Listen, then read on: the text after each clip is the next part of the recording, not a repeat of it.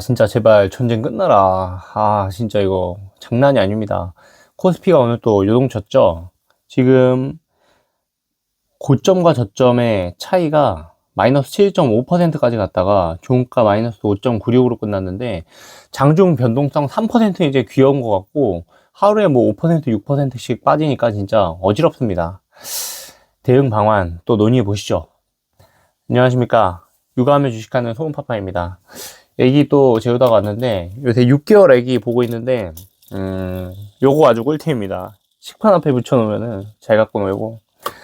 아무튼 애기가 이거 돌리는 거 보면서 주식 대응 방안 혼자 생각하면서 막 그러고 있는데 이게 지금 장중에 5분봉 보시면 와 마이너스 8%까지 빠졌어요. 사실은 제가 어제 그래도 전저점을 깨지는 않을 것 같다는 예측을 했었는데 깨는 줄 알았습니다. 와 이거 진짜 아침에 일어났는데 유가가 115가 돼 있는 거예요. 아니 이거 진짜 미쳤다. 아니 어떻게 115야. 아니 90 오른 것도 충격적이었는데 그래서 어제 아니 유가가 어떻게 90이냐 이게 말이 안 된다. 너무 높다 그 얘기 했는데 처음에 유가가 115 갔다가 그래서 코스피가 마이너스 8%까지 빠졌다가 오후에 다시 좀 떨어졌거든요. 유가 차트 한번 보여드리면 지금 이게 오늘 아침이에요. 오늘 아침에 급등했다가 오후에 급락하면서 나스닥 선물 오르면서 S&P도 오르고 국장도 여러 가지 종목들 다시 반등 주면서 그래도 훈훈하게 끝나지 않았나. 진짜 무서웠지만 지금 보시면은 이때 서킷 브레이커 걸렸잖아요. 깜짝 놀랐습니다. 그러고 또 급락하는 거예요. 와 진짜 미쳤다. 이거는 이거 대응이 안 되는데 전저점 깨지면은 진짜 현금 비중을 그럼 얼마까지 늘려야 되지 이 고민을 계속 하다가 다행히 저점 테스트 한 번 여기서 두 번 하고 여기까지 올라오길래 이거는 이제 더 안 밀리겠다 했는데 희망 가지다가 바로 내려오죠. 그러다가 여기서 다행히 반등 주고 그래서 제 생각엔 이렇게 올리면서 끝나면 내일은 일단은 갭 상승 출발할 가능성이 전 높다고 보고 근데 어디까지 하느냐 그게 문제겠죠. 그래서 이제 차트적으로 보시면은 사실 차트만 보면 이게 나쁜 거는 아니에요. 지금 보시면은 내려왔다가 올라왔죠. 이렇게 저점을 한번 만들고요. 두 번째, 오늘 당일에 아래꼬리 달면서 저점을 두 번 만든 거거든요. 오늘 미장을 확인해서 미장이 뭐 아주 안 좋거나 아니면 간밤 사이에 무슨 미사일이 또 터지거나 유가가 막 박살 나거나 그러면 그 밑으로 빠지겠죠, 당연히. 내일 아침에 그걸 반영하면서 지금 같은 정도의 긴장 상황으로 쭉 간다면 제 생각에는 일단 갭상승 출발합니다. 그래서 오늘은 사실 종가 베팅 하기에는 괜찮은 자리였다고 생각하거든요. 올려치면서 이렇게 끝날 때는 종가 베팅이 들어옵니다. 그래서 마지막에도 보시면은 뭐 이거는 동시효과라서 거래량이 좀 는 건 있긴 하지만 어쨌든 저점을 두 번 확인하고 장대 양봉 만들었고 뭐 거래량은 얼마 없지만 여기 정도에서는 종가 베팅을 하실 수 있는 자리였다. 저는 내일 갭상승을 보고 있습니다. 그러면 그 다음 어디겠어요? 제 영상을 계속 보셨으면 아시겠지만 이 고점, 저점 여기 라인이잖아요. 이제 이 안에서 박스권을 만들 개연성이 좀 있거든요. 그 상태에서 지금 절반 부분에서 맞고 떨어졌기 때문에 이 절반을 돌파하는지 마는지를 테스트를 분명히 할 거고요. 만약에 이 절반을 돌파한다. 그러면 제 생각에는 다시 상승 추세를 충분히 잡을 수 있다. 아주 좋은 신호다, 차트적으로. 근데 만약에 여기서 맞고 다시 음봉 내리면서 이제 떨어진다. 그러면 물량 조절을 하셔야 됩니다. 제 생각에는 이전에 현금 비중을 좀 확보를 못 하신 분이면 요 절반 정도에서 정리하셔야 돼요. 여러분들 아니 야 이제 올라오면 네가 상승 추세로 전환하는 거라 그러면서 이제 팔면 어떻게 이 얘기를 하실 수 있는데 잘 들어보세요. 자 이제 지음문과도 분석인데 뭐 귀여운 분석하고 있네 이래서 알고 있습니다. 귀여운 분석 한번 해볼게요. 그러니까 이제 보시면 이게 뭐냐면 떨어졌다가 이중 바닥이라고 그러죠. 일단 단기적으로는 이중 바닥을 만든 거예요. 오늘까지는. 일단 오늘은 좀 약하지만 그 상태에서 여러분들 급락하면 어떤 생각 드세요? 현금 비중 확보할 걸. 욕심 부리지 말 걸. 이 생각 하죠. 저도 그 생각 했어요. 이전에 현금 비중 확보했는데도 했어요. 그런 생각이 들어요, 사람이. 이날 팔 걸. 근데 이때 못 팔아요. 이때 7% 빠졌거든요. 12% 빠지고. 나한테 한 번만 더 기회를 준다면, 한 번만 더 탈출 기회를 준다면은, 내가 이 절반 정도에서는 이제 현금 비중 진짜 확보해야지. 그런 생각을 많은 시장 참여자들이 할 수밖에 없습니다, 이거는. 그래서 차트가 유효한 거고, 차트가 항상 맞는 건 아니지만 리스크 관리할 때 차트 분석을 해라, 이런 얘기가 시장에 많이 있습니다. 제가 한 얘기는 아니고 저는 그렇게 배웠어요. 투자자 동향 보시면 외국인이 지금 오늘도 3조 팔았습니다. 이게 조 단위가 기본이에요. 그냥 조 단위가. 어떻게 느껴질지 모르겠는데 이거 진짜 엄청난 매도세입니다. 원래는 조 단위 1조 넘어가면 많이 팔았다 하거든요. 지금 코스피가 이제 5천, 6천 올라왔으니까 그거 감안하고 본다고 해도 지금 2조 넘게 팔아 제끼고 있잖아요. 이런 매도세는 여러분들 잘 안 바뀌어요. 지금 지금 한 달 된 거잖아요. 2월 13일부터. 이때도 뭐 사긴 했지만 이전에 판 걸 보세요. 이게 산 겁니까, 진짜? 그러니까 거의 얼마부터요? 그러니까 한참 됐어요. 외국인들이 매도한 지는. 그래서 아무튼 투자자 동향으로도 좋지 않고, 제일 중요한 거는 이란 전쟁이 마무리가 안 되고 있잖아요. 계속 불확실성에 노출되어 있는 거고, 이런 부분들 여러분 감안하면서 투자를 하셔야 됩니다. 일단은 유가가 상당히 좀 그래도 안정이 된 모습이 보이거든요. 일단 그러니까 이제 안정됐다고 표현하기 참 그런데 시장의 심리가 그래요. 그러니까 지금 120 거의 근처까지 갔다 내렸잖아요. 그러니까 일단은 이런 급격한 진짜 폭력적인 상승세는 일단 멈췄기 때문에 여기서는 사람이 안 돌아한단 말이에요. 이게 장대 음봉이 나왔잖아요. 그러니까 이대로만 유지하면서 가주면 코스피가 상승 추세를 잡을 수도 있다. 네, 그 말씀을 한 가지 드리고요. 유가가 다행히 폭등하는 흐름은 안 나왔다는 거. 두 번째는 이중바닥 차트, 그리고 오늘 종가 베팅 하실 수 있는 자리였다는 거. 그 다음 내일 확인하실 때 이 절반 뚫어내는지 확인하셔라. 그리고 절반 정도에서 지지 받으면서 내일 끝날 것 같다 라고 하면 내일 한 번 더 종가 베팅 하실 수도 있겠죠. 네. 저는 그런 모험을 하는 편은 아닙니다. 여기 중간선을 뚫고 올라간 다음에 다시 한번 조정 받겠죠? 이거 한 번은 올라갈 수는 없어요, 여러분들. 그래서 저도 비중 말씀드리는 게, 다시 상승 추세를 잡으면 분명히 이렇게 한번 매물을 맞고 어디선가 이 저항선을, 지지선이죠. 지지선을 한 번 더 잡아주는, 그러니까 이 저점을 높여가는 흐름을, 그런 모습을 보이면서 분명 갈 거예요. 왜냐면 워낙 센 매도와 워낙 큰 음봉이 나왔기 때문에 한 번에 갈 수도 있죠, 물론. 하지만 그럴 확률은 낮다. 확률적인 얘기를 하는 거고, 그래서 저의 어떤 매수 계획은 이 저항선을 일단 뚫어야 되고요. 그 다음 그러면 이 박스권 상단에서 위쪽에서 노는 그림이 나와야 되고, 위쪽에서 놀다 보면 이 절반 부분을 지지선으로 해서 받치는 부분이 나올 거고, 이 지지선을 딛고 다시 위로 방향을 잡을 때 좀 단기로 대응하면서, 그리고 이제 전고점을 뚫어내면서 다시 상승 추세를 잡으면 그땐 또 다시 주식 100%로 비중을 쉴 수 있겠죠.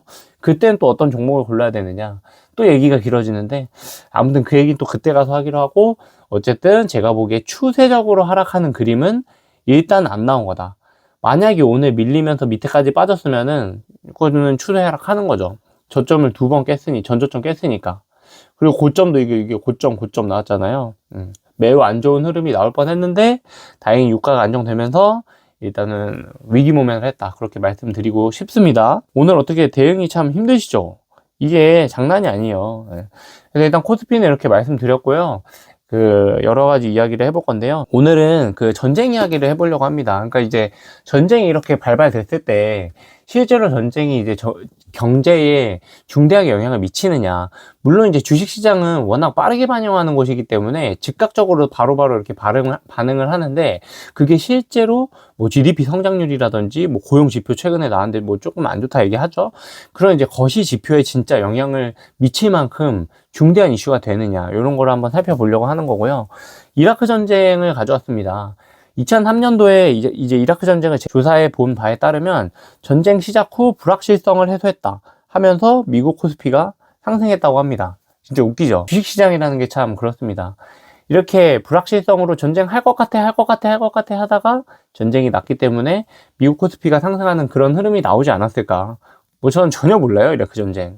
초등학교 때 막 전쟁한다고, 뭐 전쟁하지 마세요, 뭐 이런 신문기사 같은 거 보고 그랬었는데, 아이고, 우리도 애기 키우는 입장에서 전쟁 이런 거 너무 안 좋죠. 사람 죽어나가는 건데 진짜 심각합니다. 이런 거 없었으면 좋겠고요.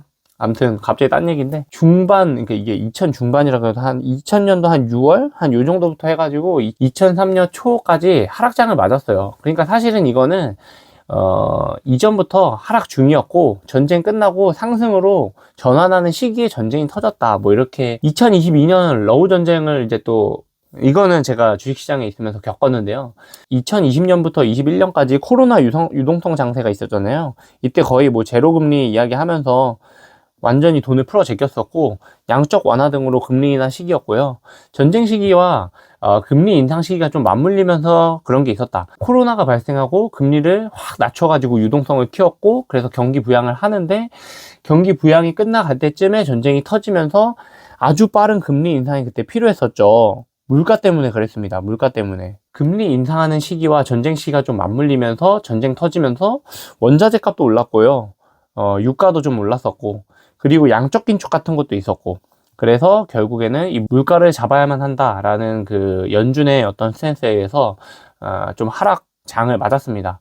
근데 이제 이게 그래서 전쟁 때문에 그렇게 된 거냐라고 하는 거는 해석이 좀 힘들어요. 근데 제가 기억하는 거는 금리 인상되는 게 가장 중요한 어떤 시장의 요소였는데, 그걸 전쟁이 만들어낸 거다라고 주장하면 뭐 그럴 수도 있을 것 같기도 하고, 아무튼 이런 완전 거시적인 이런 해석은 뭐 저 같은 개미 투자자가 할 수는 없지만, 일단 어쨌든 전쟁 끝나고 나서 꼭 하락하는 것만은 아니더라, 꼭 상승하는 것만은 아니더라, 이런 거를 이제 두 가지 케이스를 가지고서 이제 볼 수 있습니다. 지금 제일 확실한 거는 유가를 봐야 됩니다. 유가. 그리고 9.11 테러 같은 것도 있어 봤었는데, 이때 하락장이었대요. 내내 하락장이었었어 가지고 9.12 테러 끝나고 살짝 반등했다가 다시 내려갔다고 하더라고요. 그래서 이제 논하기는 좀 힘든 것 같은데, 아무튼 뭐 꼭 오르는 것도 아니고 꼭 내리는 것도 아니고, 일단은 뭐 기본적으로는 안 좋겠죠.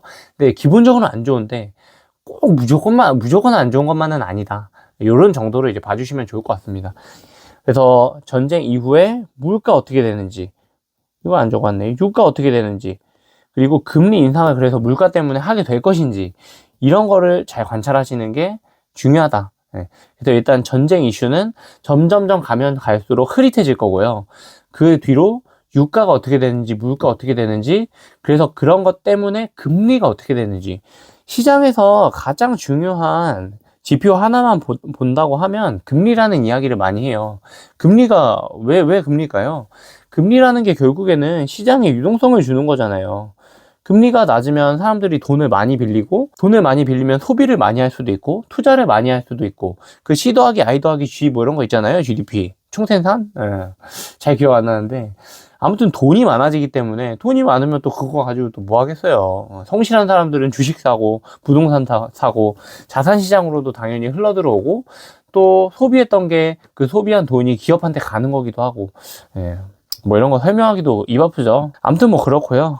금리를 잘 보셔야 된다. 그리고 현재 유가가 되게 큰 문제고, 유가 차트를 보면서 대응하셔야 된다. 예를 들어서 반등 나오는데 유가가 막 치솟아요. 그런 경우에는 현금 비중을 높이실 수 있겠죠. 아, 이거는 좀 가짜 반등이다, 추세 전환된 거 아니다, 뭐 이런 판단.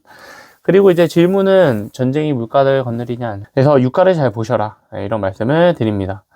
뭐 여러 가지를 얘기했었는데요. 결국에 시장에 대응하면서 가야 됩니다. 전쟁 이거는 예측하려고 하지 마시고, 아니죠, 예상을 하라 그랬죠. 말이 자꾸 바뀌죠. 이런 게 이제 지은문가의 매력 아니겠습니까? 하지만 제가 이제 강점은 전문가가 아니기 때문에 개미 투자자의 입장은 진짜 누구보다 잘 알고, 제가 그 개미 투자자 자체이기 때문에 하루 상승에 웃고 하루 하락에 울고 하루 일희일비하는 전형적인 개미 투자자입니다. 아무튼 귀엽게 봐주시고, 그럼에도 불구하고 저와 함께 하시면 분명히 수익을 낼 수 있을 거라고 믿고요.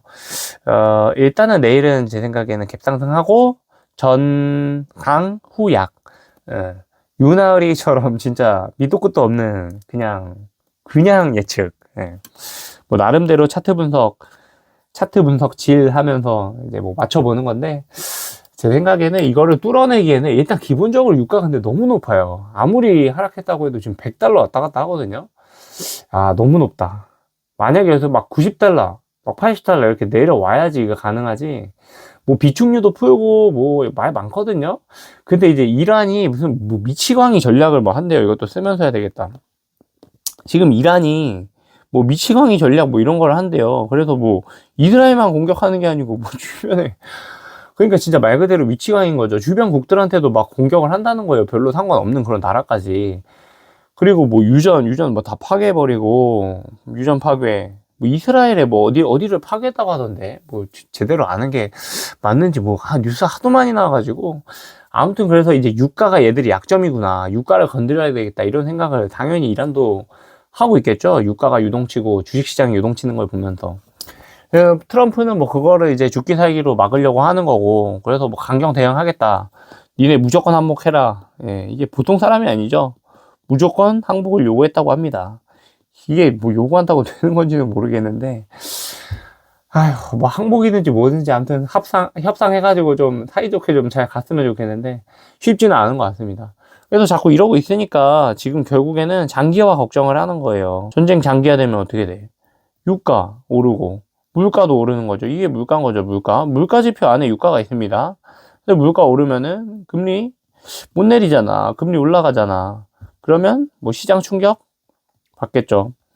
뭐 이런 거 걱정하는 건데, 아무튼 좋은 시나리오로 잘 풀렸으면 좋겠습니다.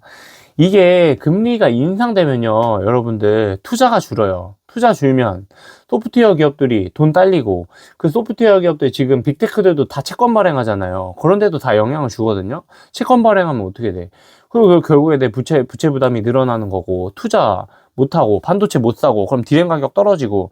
반도체가 영향이 없다고 뭐 하는데, 제가 보기에는 그거는 그냥 진짜 애널리스트 분들이 뭐랄까, 그러니까 뭐 상당히 방어적으로 써 있어요. 그게 이제, 그러니까 뭐 그렇게 예상은 하지만 아닐 수도 있다, 근데 나는 이렇게 될 것 같다, 뭐 이런 어투예요. 보시면은 뭐 주식이라는 게 다 그런 거 아니겠어요? 어떻게 뭐 하루하루 다 맞추겠어요? 그래서 진짜 이거 전쟁 영향은 아무도 모르는 거고, 아무튼 대응하면서 갑시다. 예측 아닌 대응, 그것만이 살 길이다. 네, 여러분들 뭐 긴 소리 많이 했는데, 아무튼 육아 애기 재우고 뭐 열심히 달려와가지고 주식 이야기 하면서 또 오늘도 즐거움을 얻었습니다. 여러분들도 제 유튜브 보시고 주식 이제 구독자가 막 140명 이렇게 가고 있는데, 저한테 참 과분한 숫자여가지고 관심 종목을 나눠 드리려고 합니다.